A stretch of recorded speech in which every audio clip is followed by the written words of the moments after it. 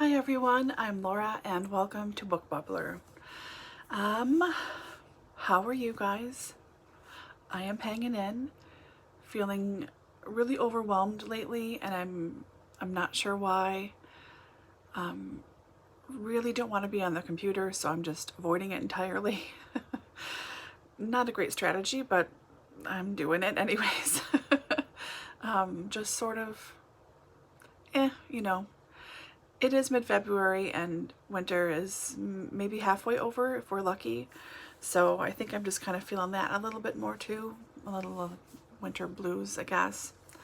I don't know. I like winter, so maybe that's not it. I don't know.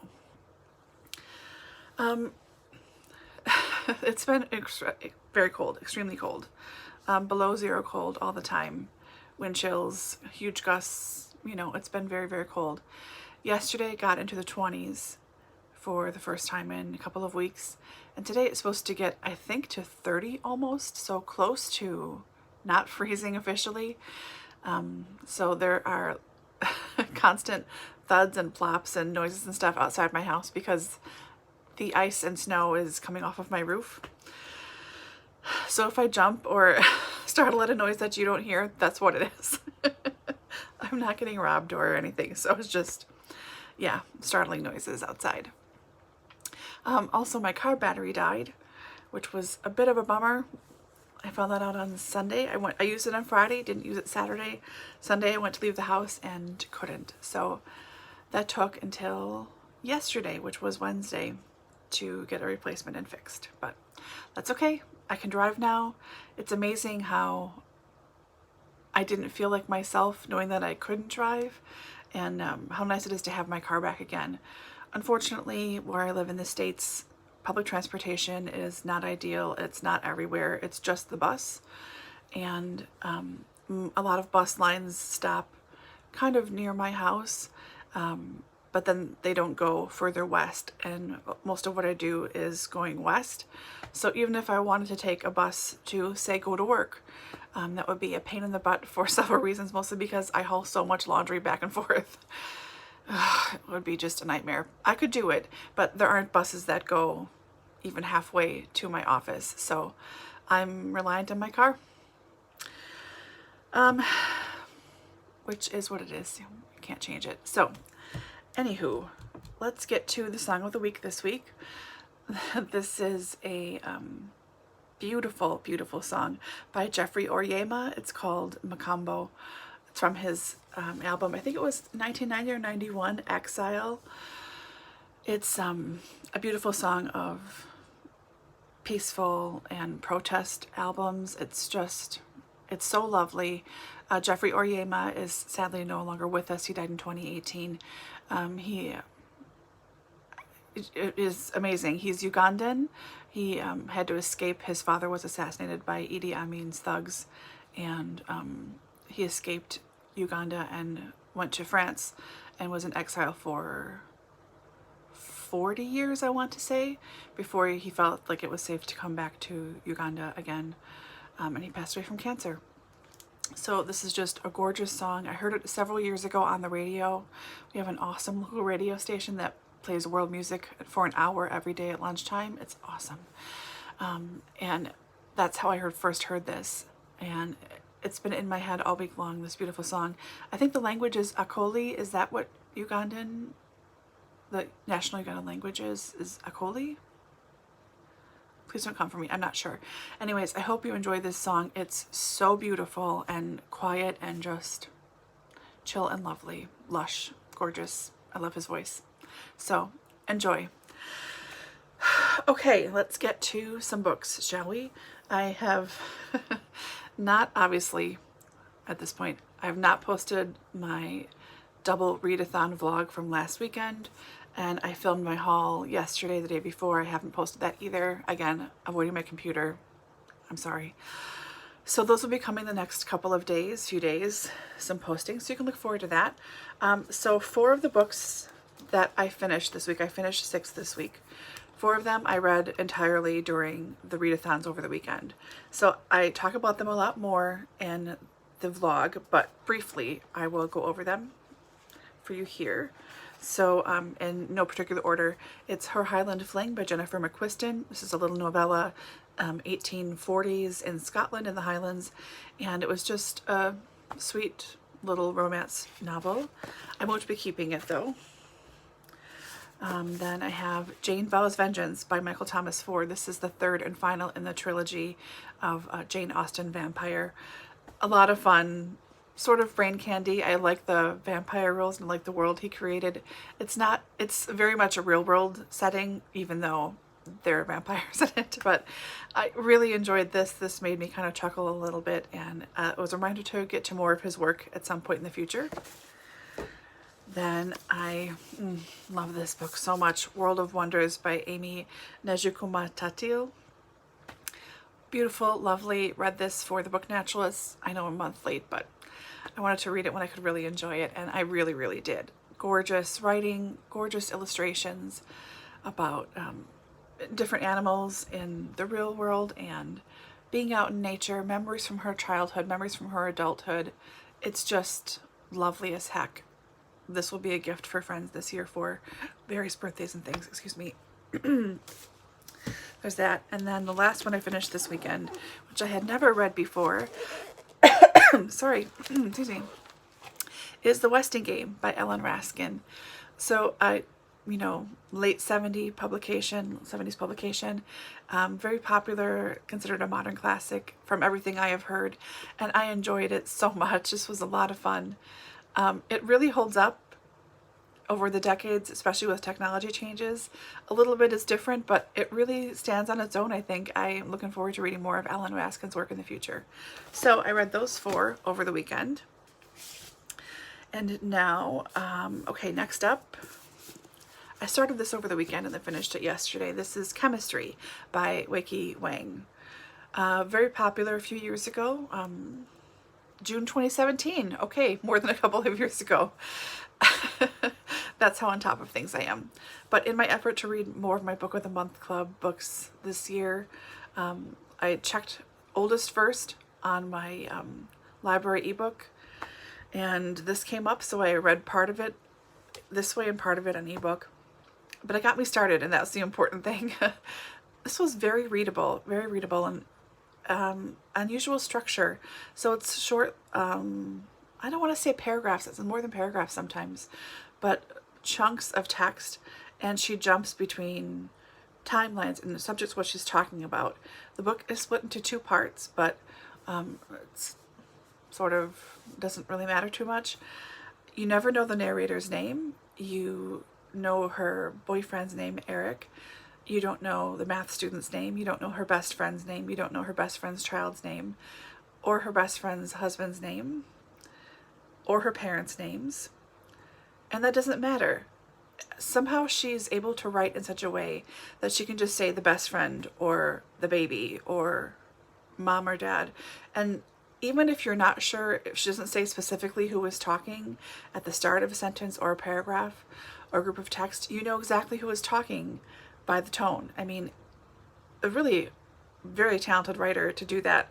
And it's humorous and heartfelt and reflective, and talks about being the first generation of Americans, child of immigrants. She moved from China from her parents, I think when they were 3. She was 3 or something. She was very young. So it's about that, about having Chinese parents. She thinks she's always wanted to be, I can't think of the word for someone who works in chemistry. Chemist. There we go. Thank you, Laura. So she starts working there. That's where she meets Eric, her boyfriend, and she sort of loses it a little bit mentally. She has a little breakdown, nothing extreme, but it does make her question everything, because her whole life has been working towards a big illustrious career as a chemist. And when she can't do it, she can't get there, she starts seeing a shrink after suggestions by a lot of different people. She's on a break from her office work. So she's going through some stuff mentally. She's got some mental health issues and trying to figure out what she wants to do with the rest of her life. If chemistry isn't what she's supposed to be doing, then what is she supposed to be doing? She starts teaching, tutoring high school, college kids to make money, and she has a pet dog with Eric, and then something changes with Eric, and I didn't know what to expect. I'm trying not to say a lot and still tell you what it's about, sort of. I don't think I did very well, but really, really readable, very quick, funny, humorous, honest. I enjoyed this. I think this is still her only book that she's written. The author is a chemistry major. She has a master's in public health, I think. One moment, please. Yeah, undergrad degree in chemistry, doctorate in public health. Received her MFA, from Boston University. So this is her first novel, and kudos. I really enjoyed it. I don't think I'll be keeping this. I don't think I can see myself ever rereading it, but I am really glad that I did finally read it, and I understand what all the hype was about in 2017. Right on top of things, that's me. The last one I finished this week was just a fun comic graphic novel, I Will Judge You by Your Bookshelf by Grant Snyder. This is in the same vein as Debbie Tung's books, and there are quite a few other ones out there that deal with reading and nerd things like this. I say that as a proud nerd myself. So it's just broken up into loose sections. Let's see here. Where is the...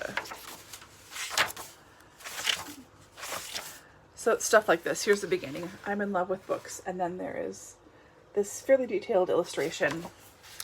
I have a problem. A dangerous, unsavory addiction has consumed my life. Can you guess what it is? Beer? Nope. Lottery? Powerball? Try again. Books? You got it. Yeah. So it's stuff like this. Stages of the reader, my bookshelf.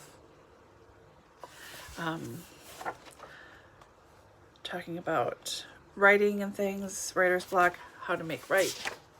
You know, colorful, relatable. I hope to be a writer. I'm starting to work on things a little bit. It's the first time I've admitted it out loud. And I'm going to breeze right past it because it scares me. But I did enjoy this. Like here, the book fair, really clever. Just enjoyable, easy to flip through. Glad I didn't buy it myself. No offense to Mr. Snyder at all, but I don't feel the need to keep a copy like this. I did enjoy it quite a bit though, and again, very glad to send it back to the library so other people can enjoy it too. But just fun, easy. And that's it. So what am I working on? One of my loose goals, I don't think it was in my goals video, but it was to try and finish all the books I was already in the, in the middle of reading at the beginning of the year. I'm going to try to finish all of those books by the end of March. And whatever is not finished, I either get rid of or put it back on the shelf. Like reassess it, read a few pages again, see what I think, and decide either way. And then at that point, I'm going to reshelve all of the books that I have pulled for tags or TBRs or whatever that I never got to, that are just sitting in piles, and find a new home for those. Reassess those again, same thing. See if I want to get rid of some or not, if they're going to be in boxes in the basement, what have you. So I'm still working through some of that stuff, dragging my feet, quite honestly, on it. I am at a place where I want to do a giant purge. When I say giant purge, I should probably clarify that. Like 30 to 100 books is a big purge for me. And again, I have a lot to choose from. So I really am feeling this itch to do it. And I've had an easier time getting rid of things lately. Finding stuff that I have read. When I was trying to find some unread books, I was trying to find my copy of Chemistry downstairs, and then my copy of the book I'll be talking about in a second, which is another Book of the Month book. I'm trying to find those in my unread bins. I have so many bins down there that are a combination of read and unread, and they're just mishmashed, shoved together. I want to fix that, and I found stuff that I had already read, and I looked at it and I thought, you know, I'm not going to read this again. This can certainly go. I'm pulling out series and going, yeah, I didn't like this first book that much, and I have like books through 5. They can all go. So I'm just sort of a good place to start getting rid of things, and I really feel the need to do that. So I'll be working on that a little bit over the next few weeks too. And I think because there are so many books here, and I'm thinking this is just like abstract dreamland, Laura, doing this. I really want to live in the UK.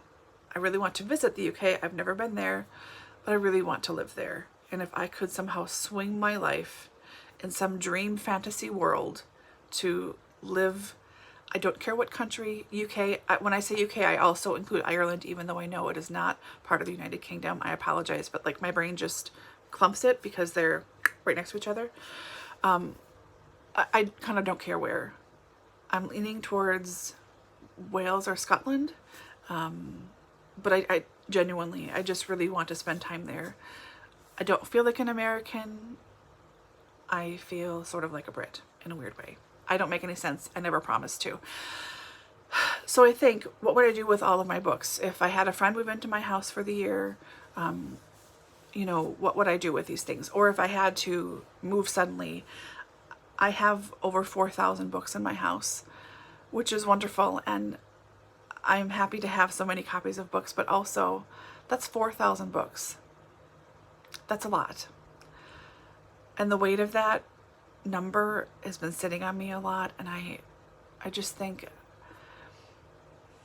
I don't want to do this anymore. I don't want to have that many. No, I'm not going to do huge swaths and of culls, just sight unseen. I'm not going to do that. And I realize I am a book collector now. Shannon at That's So Po, who was wonderful and fabulous. Hey, Shannon.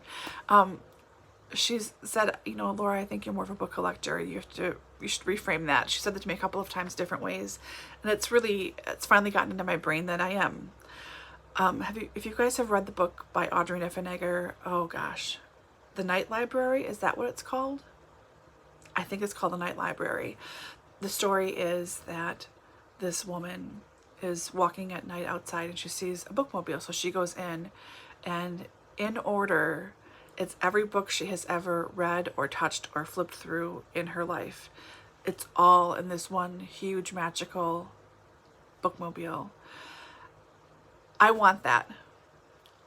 It's impractical though, and I'm finally realizing how impractical that is. And like, hardly anyone is lucky enough to be able to keep every single book that they've ever read. Who has the space for this? Practically nobody, you know.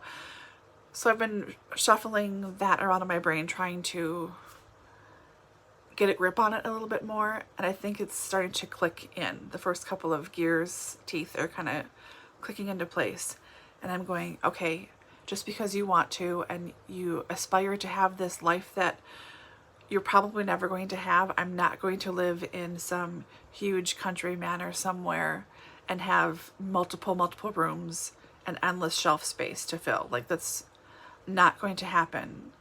You know, I live in a suburb in the States. I am not a rich person, you know what I mean? Like, so I need to start letting some things go, and that's fine. I'm not pushing for a specific number.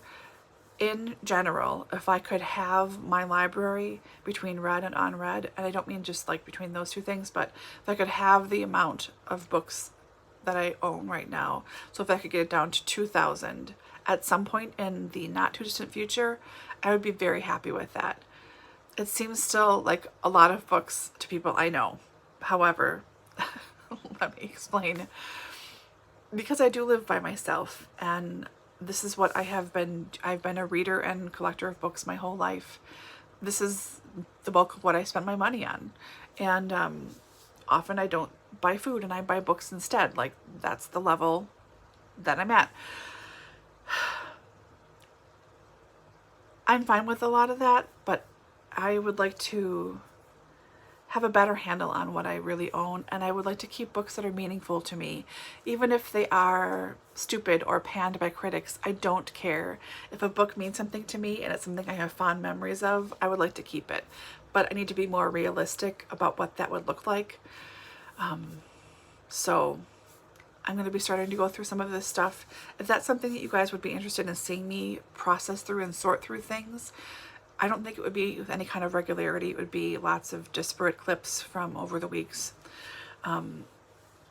Let me know if that's something you would like to see as a unhaul vlog of sorts, whatever you want to call it. I don't know. But I do want to start letting some things go. Part of it too has to do with I feel like I don't have any space in my life to grow in lots of different ways. And I would like to have the space to buy books. I mean, don't worry, I still buying books. But to buy the things I would really like to read and take a chance on them more. I feel less able, despite the haul that's coming that you will see, that probably will not make sense with what I'm about to say, but I feel like I am unable to get the things that I really want to get, and I'm ending up buying things that are filling in perceived gaps in my own shelf space or literature or knowledge or whatever you want to say. Like subject matters that I have always enjoyed before, I'm filling in gaps that way. Never mind the fact that if I still like them, do I really want to keep reading books like this? Do I want to still, am I still into this? Do you know what I mean? So I'm trying to reassess a little bit of that as well.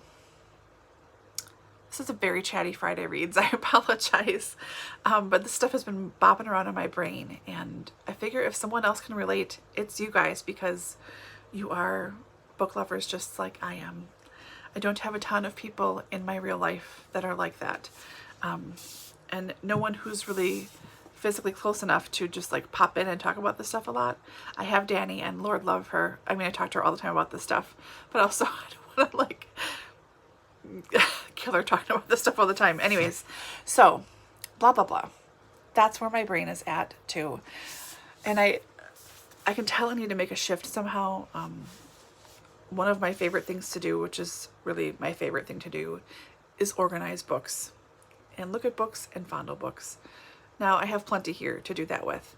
And usually in the old days, pre-crazy 7 years ago, health scare, parents dying things, I would do it once or twice a year. I would do a big shift with my books. I would go through them all and, you know, as one of my friends says, fondle them. But, you know, do a reverse alphabet, do Z to A instead of A to Z, or switch where I put my read and unread books or whatever. I also had far fewer books at that point in time, but it was sort of a reset. If I needed to think some stuff out, I could. It's a busy job and I'm thinking about that, but there's also stuff processing in the background that like active brain time was helpful to ditch some stuff, clear the cookies out, whatever you want to say, whatever analogy you want to make. So I can feel that happening too. I will be doing that with books as I'm going through and chunking things up, but also, as some of you know, I am a decorative planner. That's my other main hobby. I love it. I love stickers. I am a child, I realize, and I don't care. But I have a lot of leftover kits I need to go through, and I was saving everything the first couple of years because it's not necessarily a cheap hobby. I have figured out ways to maximize my money spent, and shops I enjoy that are a good value for money, stuff that I'm better about just rebuying the things that I've used up versus trying lots of new things all the time.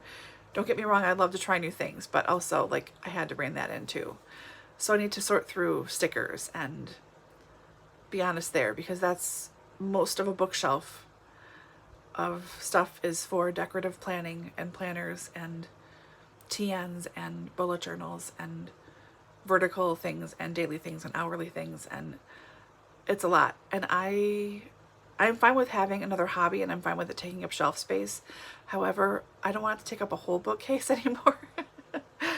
So yeah, if I can figure out how to do time lapse, which I think I can, Bert and Sean at Past Story Time, if you're watching this, I might be sending you a message to ask you a couple of questions on KineMaster. Just a heads up. If I can figure out how to do that, I might do like a time-lapse video of me pulling stickers into a reusable sticker book and getting rid of things. I don't know. I'm just feeling the need to take control over something, and those are the two things that bring me joy and would be helpful not only practically but also mentally for me to do. So, okay, I'm going to stop talking now. 25 minutes. I am so sorry. Oh, I've been hugging this book for a while. So in my quest to catch up on Book of the Month, another one I started reading on ebook that I'm surprised I am liking. I thought I could get rid of this kind of easily, but so far it's hooking me. And that is The Possessions by Sarah Flannery Murphy. It's a thriller, I guess, from February of 2017. I started Book of the Month in 2016. I know.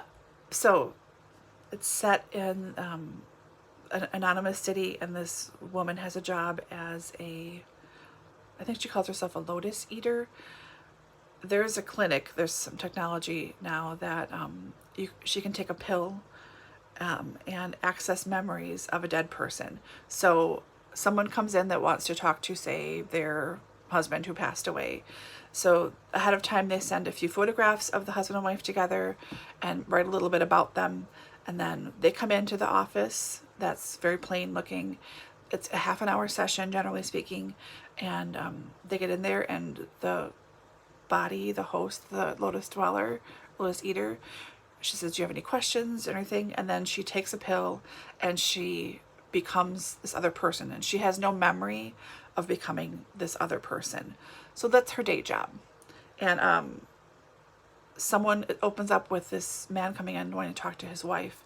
And she's beginning to get, 2 chapters out only, she's beginning to get overly attached to the husband and the wife and what the relationship was like. So I think she might lose herself in trying to access this outside of hours when she shouldn't. I don't know, but it's very good so far. If you have read this, let me know if you liked it. Please don't tell me if you hated it. I hope you don't. But, you know, I'm working on this one right now. And yeah, otherwise just trying to catch up on book clubs and readathons and all sorts of stuff. But that's me in a nutshell. That's where I'm at. So I hope you're all doing well. Thank you for watching all of this if you made it this far. Drop your favorite emoji in the comments. I will get to it eventually, I promise. I don't know. I have been turtling myself. Let's be honest here. So, all right. Stay safe and healthy. Read something fabulous. And I will talk to you guys very soon. Bye.